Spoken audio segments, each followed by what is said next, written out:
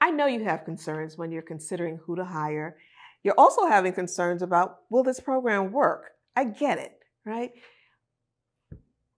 In the past, I've seen other consultants or training programs not be a program. Essentially, they're a one off training. So you bring someone in, they do a training, people have a lot of fun, it's a great class, they have a nice workbook, but what happens after the class?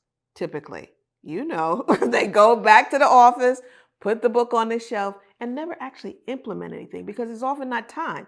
We work in a fast paced world environment, right? Things are constantly changing. So they don't often have time to implement what they've learned. And that's a problem. I've developed a program to eliminate that problem.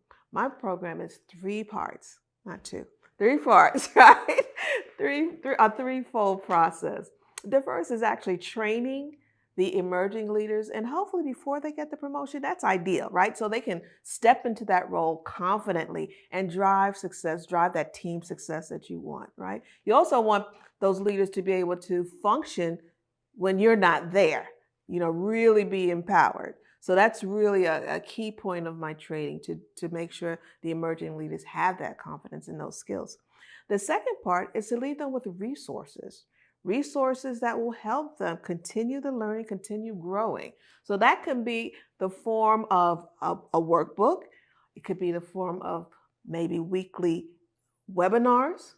And it can also take the form of coaching, weekly coaching. So we can incorporate any of those things that work best for your particular teams. The third piece is to have a tracking system.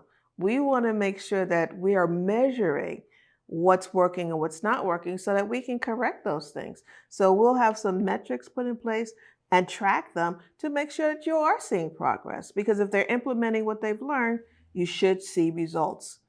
My goal is to always leave your team, your leaders more effective, more confident, and more self sufficient than they were before.